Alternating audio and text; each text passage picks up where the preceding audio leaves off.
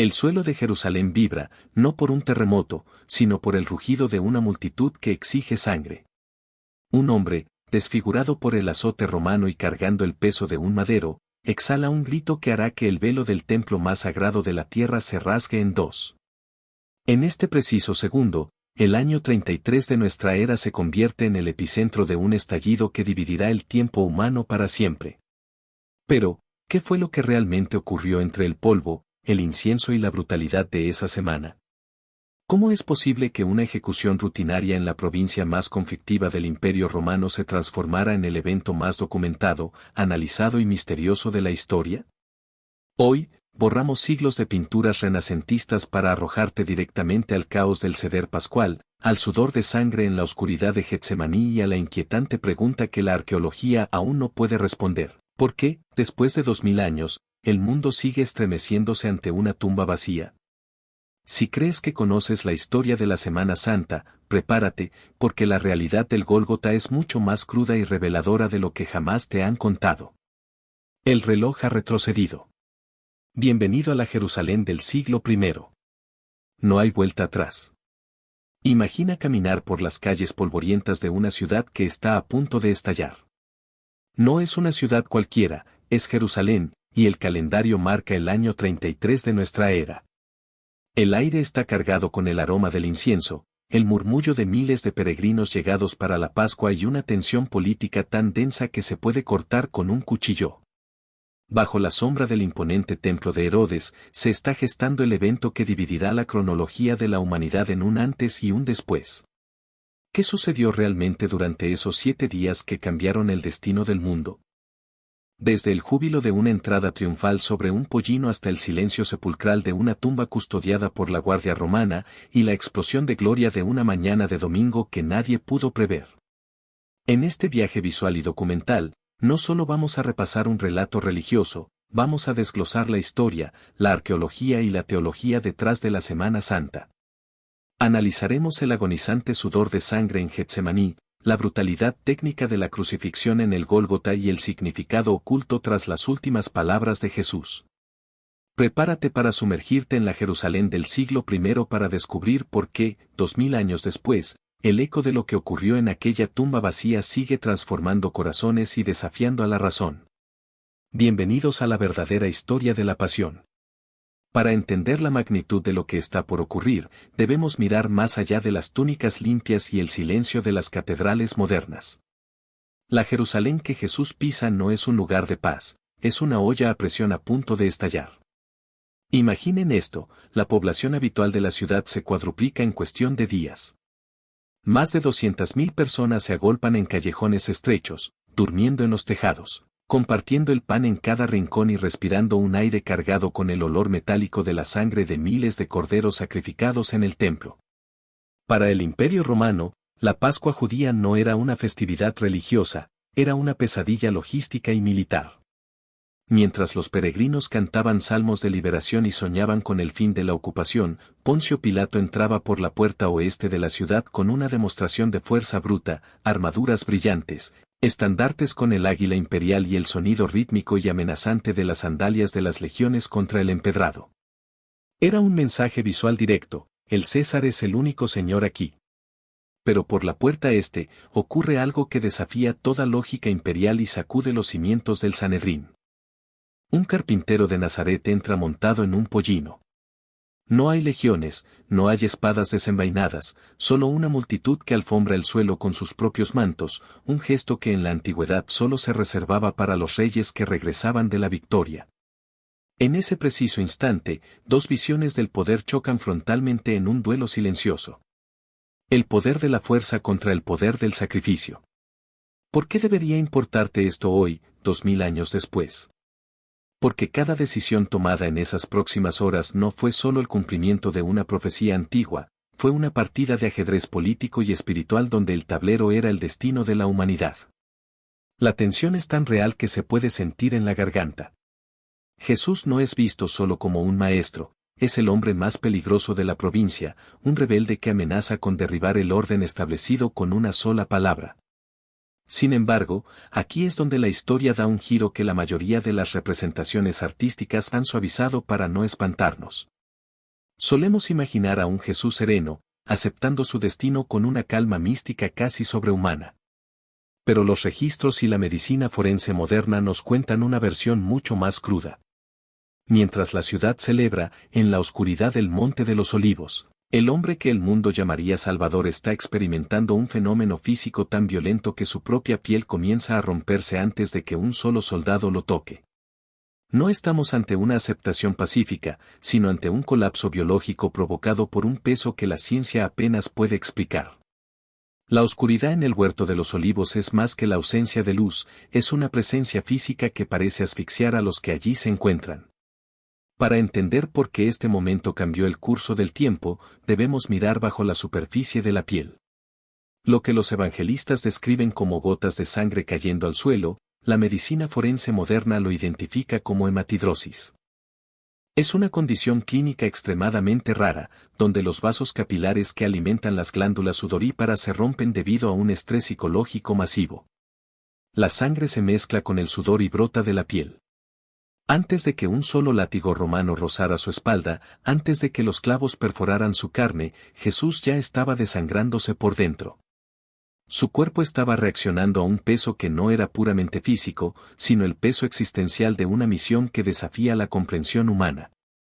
Este dolor no es un adorno de la narrativa, es el núcleo del por qué esta historia sigue viva 2000 años después. En Getsemaní, vemos la vulnerabilidad humana en su expresión más cruda y aterradora.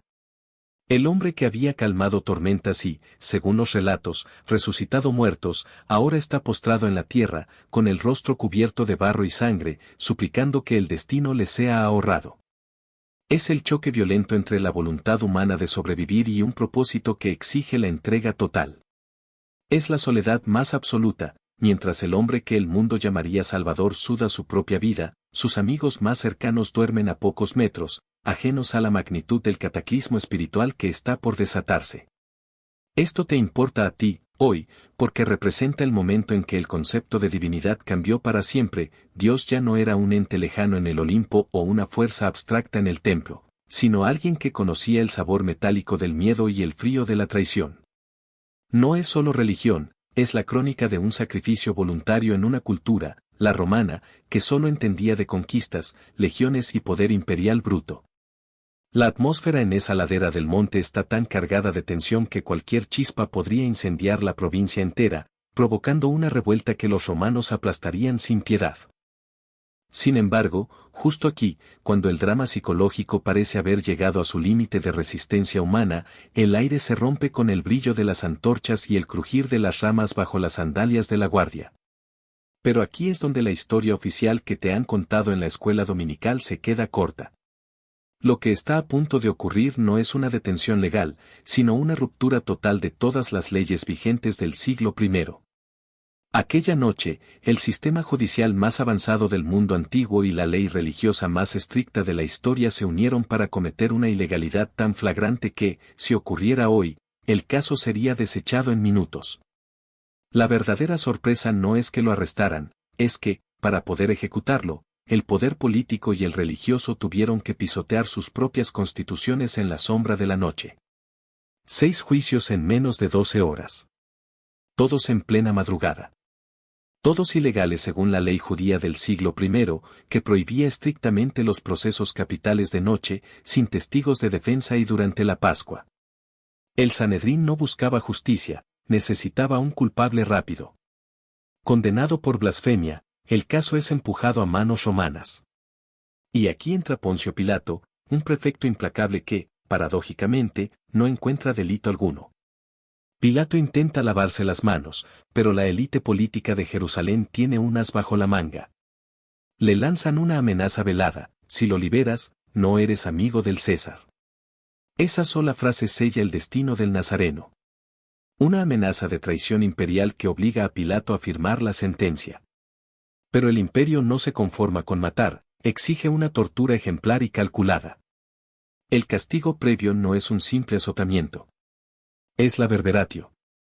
Los soldados romanos utilizan el flagrum, un látigo corto con tiras de cuero trenzadas, incrustadas con bolas de plomo y afilados fragmentos de hueso de oveja.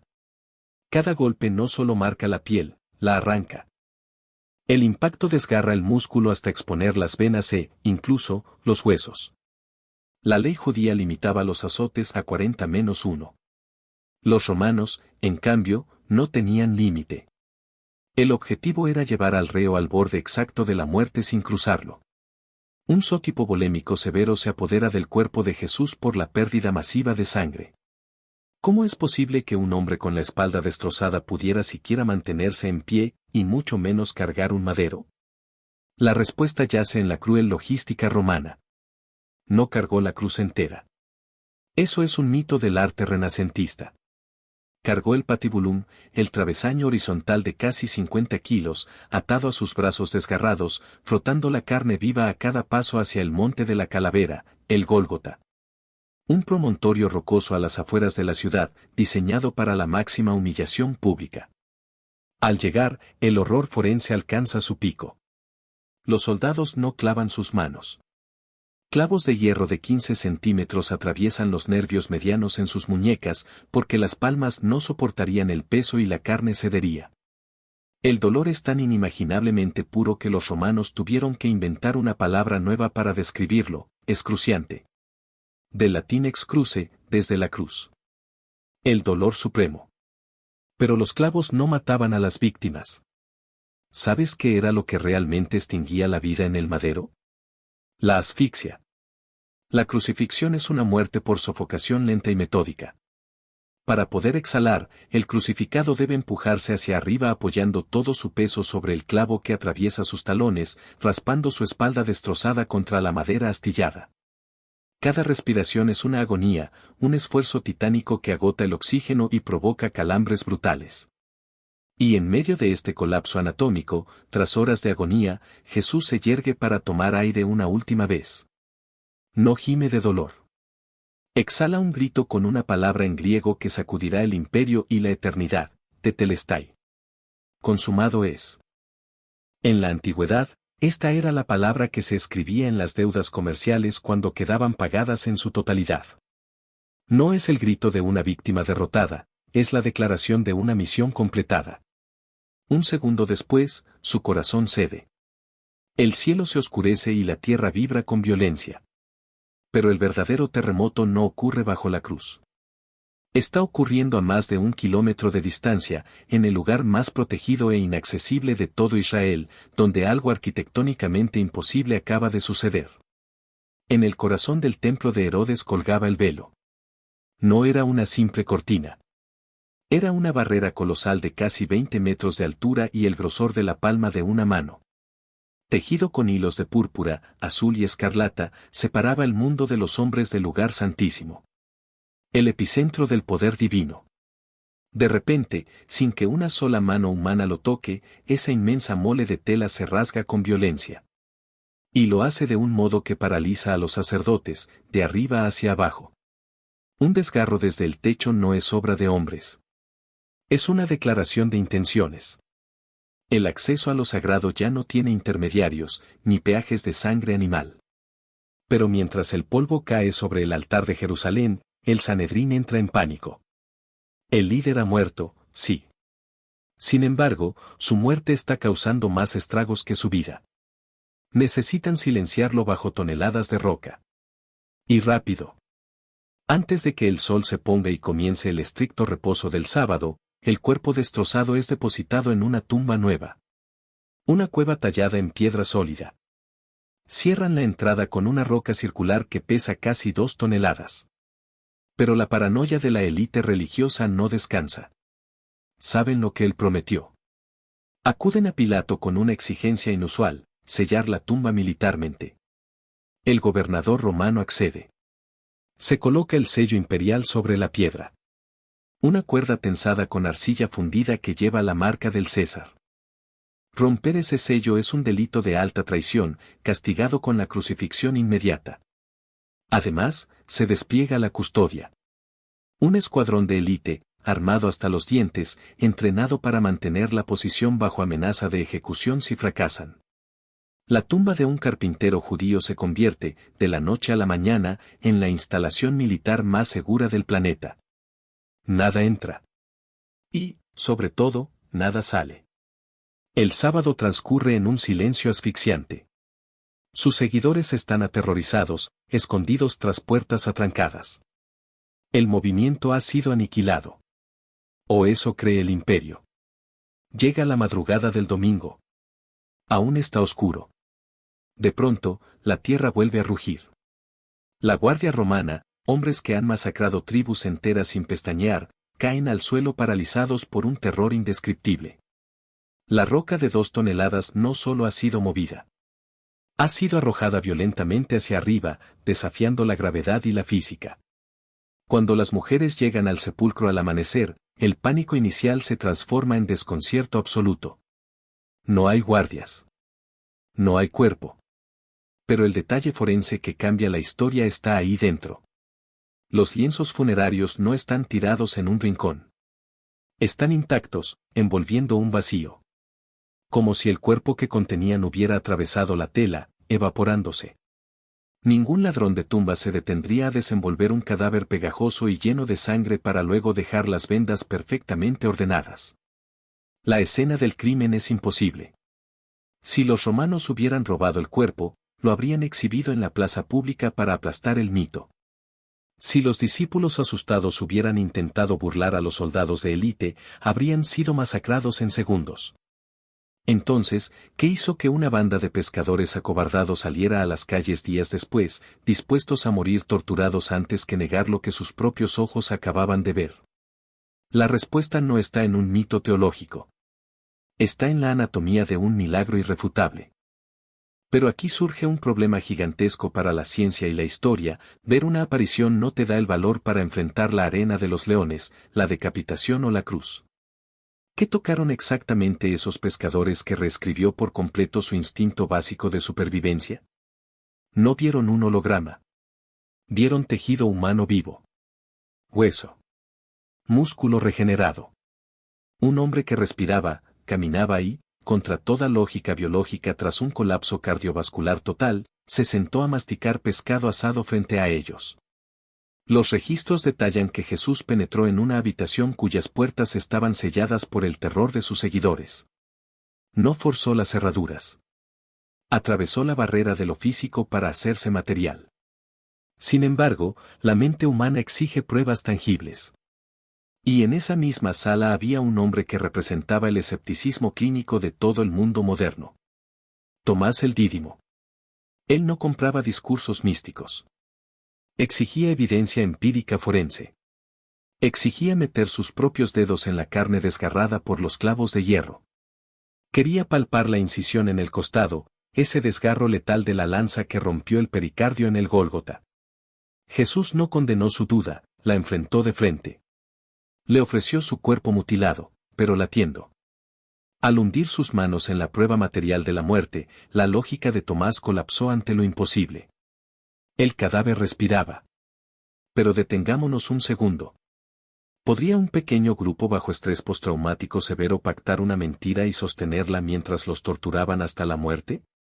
Los métodos de interrogatorio modernos demuestran que toda conspiración se quiebra bajo dolor extremo. Alguien siempre confiesa. ¿Por qué aquí, ni uno solo de los apóstoles admitió un fraude para salvar su vida? Porque no había fraude. Las apariciones no se limitaron a un rincón oscuro de Jerusalén. Los documentos históricos afirman que el Nazareno resucitado se plantó frente a más de 500 personas a la vez. 500 testigos oculares a plena luz del día. La psiquiatría contemporánea es tajante en esto: la alucinación colectiva es un mito clínico. 500 cerebros diferentes no pueden sincronizar exactamente el mismo espejismo visual y auditivo simultáneamente. Lo vieron. Escucharon el timbre de su voz. Caminaron junto a él durante 40 días. Y entonces, la tensión contenida estalla. Un evento final pone a la imbatible maquinaria de Roma en un jaque mate del que jamás lograría escapar. Llega Pentecostés. 50 días después de la sangre en el madero, Jerusalén vuelve a hervir de peregrinos. Es el escenario táctico perfecto. Esos mismos hombres que lloraban escondidos, ahora patean las puertas y salen a la luz. Se paran frente a las mismas autoridades políticas y religiosas que firmaron la ejecución y no piden piedad. Acusan sin titubear. Gritan en el centro del poder, ustedes lo crucificaron, pero la muerte fue incapaz de retenerlo. El impacto psicológico en la multitud es sísmico. 3.000 personas cambian de bando antes de que caiga el sol. Un imperio global sostenido por el terror del acero acababa de ser fracturado por el relato inquebrantable de una piedra removida. Pero este colapso histórico no se quedó atrapado en el polvo del siglo I. El verdadero eco de ese terremoto está a punto de golpear el único lugar que las legiones romanas nunca pudieron fortificar, tu propia realidad. Roma cayó. Sus acueductos son ruinas y sus legiones, polvo. Pero el mensaje de ese domingo sigue intacto. ¿Por qué? Porque el imperio intentó gobernar el mundo conquistando tierras. El nazareno lo conquistó derrotando el mayor miedo de la psicología humana, la muerte. Ahí radica el dilema absoluto. La historia no te permite aplaudir su moral y rechazar su resurrección. Si el cuerpo fue robado o todo fue una alucinación, el cristianismo es la estafa más macabra jamás orquestada. Una farsa por la que millones han muerto sonriendo ante tiranos. Pero, ¿y si es verdad? Si la tumba está vacía, todas las reglas de la realidad colapsan. Y eso te incluye a ti. No puedes mantenerte neutral. Ese es el diseño perturbador del Gólgota. El madero no fue un accidente político. Fue un espejo. Cuando miras la brutalidad de los clavos atravesando el tejido humano, no estás viendo la tiranía de la Roma antigua. Estás viendo el costo exacto de la oscuridad humana. Tu oscuridad. Nuestro egoísmo, nuestra soberbia, nuestras traiciones más inconfesables. Todo eso exigía justicia cósmica. Y todo fue clavado en esa madera. La ciencia forense ya te explicó cómo murió. La arqueología documentó dónde ocurrió. Pero el madero te obliga a enfrentar el misterio más incómodo, ¿por qué murió? Él no fue una víctima acorralada por Pilato. Fue un sacrificio matemáticamente calculado. Un rescate directo.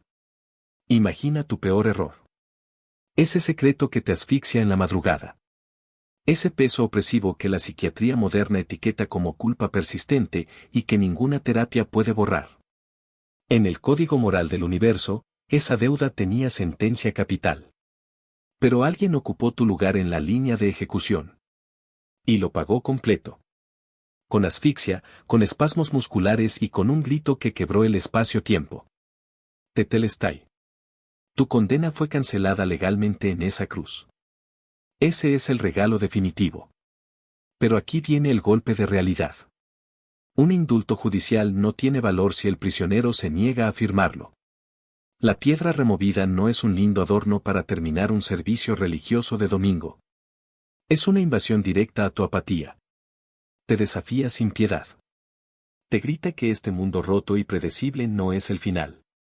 Que la tumba no es un callejón sin salida, sino una simple puerta de tránsito. Nuestra sociedad moderna está aterrorizada. Invertimos billones en genética, tecnología y medicina para retrasar lo inevitable. Huimos desesperadamente del abismo. Sin embargo, un carpintero del siglo I bajó voluntariamente a ese abismo, le arrancó las llaves a la muerte y salió caminando con cicatrices en las manos bajo la luz del alba. Ese es el verdadero clímax de la existencia humana. El velo rasgado del templo significa que la burocracia divina fue dinamitada. Tienes acceso directo, en tiempo real, al Creador del universo. Sin peajes religiosos. Sin ritos exhaustivos de purificación. A un solo latido de distancia. La religión tradicional siempre te exigirá que escales una montaña inalcanzable para ganarte a Dios. El evento del Gólgota te demuestra que Dios bajó al lodo, al sudor y a la sangre para rescatarte a ti. La partida está en su fase final. Roma ya movió su pieza hace 2 milenios. El Sanedrín hizo su jugada. Jesús ejecutó su jaque mate dejando el sepulcro vacío. El tablero ahora gira y se detiene exactamente frente a ti. Puedes cerrar la pantalla. Puedes volver a la anestesia de la rutina y pretender que los latigazos, la cruz y la piedra rodada son solo un cuento antiguo. Pero la tumba seguirá vacía. Y la pregunta que aterrorizó a los césares romanos sigue flotando hoy en tu propia habitación, exigiendo un veredicto final: ¿Qué vas a hacer tú con un hombre que regresó de la muerte? Todo el peso de la historia, la arqueología y la ciencia forense nos han traído hasta este preciso umbral. El misterio de la tumba vacía no se resuelve encontrando un cuerpo, sino reconociendo una presencia que ha sobrevivido a todos los imperios que intentaron enterrarla. Lo que ocurrió en aquella madrugada del año 33 no fue solo el final de un juicio ilegal o el cierre de una ejecución romana, fue el nacimiento de una nueva lógica para la especie humana. ¿Por qué el mundo sigue estremeciéndose ante una tumba vacía? Porque la resurrección no es un evento estático del pasado, es una interrupción eterna en nuestro presente. Aquellos pescadores que huyeron despavoridos, hundidos en la vergüenza de la traición, no entregaron sus cuellos al hacha por una leyenda urbana o un delirio colectivo. Lo hicieron porque el hombre al que vieron morir en una asfixia agónica y cuyo cadáver frío fue envuelto en lienzos, les habló de nuevo, caminó con ellos y les mostró que el arma definitiva del miedo, la muerte, había sido desactivada para siempre. El tetelestai que resonó en el aire viciado del Gólgota no fue un susurro de rendición. Fue el golpe de martillo de un juez cósmico declarando que el expediente de tu deuda está saldado. La sangre en el suelo de Getsemaní y el desgarro del velo en el templo son las dos caras de una misma moneda, el Dios que decidió conocer el sabor metálico del dolor para que tú no tuvieras que caminar solo por el valle de las sombras. La barrera colosal que nos separaba de lo sagrado no fue retirada con diplomacia, fue rasgada con la violencia de un amor que prefiere morir antes que vivir sin su creación. Hoy, al borrar las capas de pintura renacentista y enfrentarnos a la crudeza de los clavos, el sudor de sangre y el polvo de Jerusalén, descubrimos que la Semana Santa no es una conmemoración fúnebre, sino la crónica de una victoria absoluta. El carpintero de Nazaret no vino a fundar una religión de catedrales silenciosas y ritos vacíos, sino a provocar una invasión de luz en el territorio de las tinieblas. No se trata de lo que ocurrió hace 2000 años en una provincia conflictiva de Roma, se trata de la sacudida que ocurre ahora mismo en lo más profundo de tu ser. La evidencia está sobre la mesa. Los juicios fueron reales, la tortura fue técnica, la tumba fue sellada por el ejército más poderoso del mundo y, sin embargo, la piedra fue removida. Tienes ante ti la prueba forense de una esperanza que desafía a la biología y una verdad que hace palidecer a la razón. El Nazareno ha dejado de ser un personaje en un pergamino antiguo para convertirse en el dueño del tiempo. El tablero ha sido despejado. El sacrificio está completo. El velo está roto. Y la pregunta que ha perseguido a la humanidad por 20 siglos ya no admite más demoras. El eco del Gólgota no busca tu permiso, busca tu rendición ante la evidencia de que la muerte ha perdido su aguijón. Porque si la tumba está vacía, entonces ya no hay nada imposible, y tu existencia ha dejado de ser un accidente para convertirse en el propósito de un rey que regresó de la oscuridad para traerte a casa. Toda la evidencia forense, histórica y arqueológica que hemos recorrido nos sitúa en un umbral inevitable. El misterio de la tumba vacía no se resuelve encontrando un cuerpo, sino reconociendo una presencia que ha sobrevivido a todos los imperios que intentaron enterrarla. Lo que ocurrió en aquella madrugada del año 33 no fue solo el final de un juicio ilegal o el cierre de una ejecución romana, fue el nacimiento de una nueva lógica para la especie humana. ¿Por qué el mundo sigue estremeciéndose ante una tumba vacía? Porque la resurrección no es un evento estático del pasado, es una interrupción eterna en nuestro presente. Aquellos pescadores que huyeron despavoridos, hundidos en la vergüenza de la traición, no entregaron sus cuellos al hacha por una leyenda urbana o un delirio colectivo. Lo hicieron porque el hombre al que vieron morir en una asfixia agónica y cuyo cadáver frío fue envuelto en lienzos, les habló de nuevo, caminó con ellos y les mostró que el arma definitiva del miedo, la muerte, había sido desactivada para siempre. El tetelestai que resonó en el aire viciado del Gólgota no fue un susurro de rendición. Fue el golpe de martillo de un juez cósmico declarando que el expediente de tu deuda está saldado. La sangre en el suelo de Getsemaní y el desgarro del velo en el templo son las dos caras de una misma moneda, el Dios que decidió conocer el sabor metálico del dolor para que tú no tuvieras que caminar solo por el valle de las sombras. La barrera colosal que nos separaba de lo sagrado no fue retirada con diplomacia, fue rasgada con la violencia de un amor que prefiere morir antes que vivir sin su creación.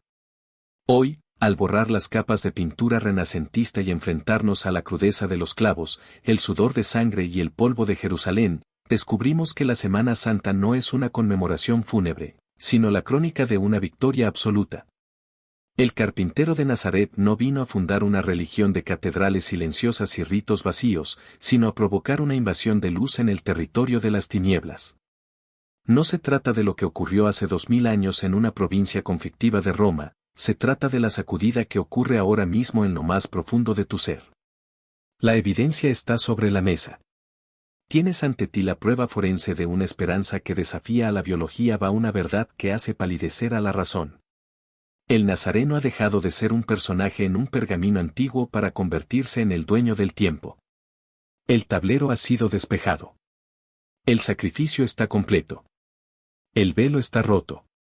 Y la pregunta que ha perseguido a la humanidad por 20 siglos ya no admite más demoras. El eco del Gólgota no busca tu permiso, busca tu rendición ante la evidencia de que la muerte ha perdido su aguijón.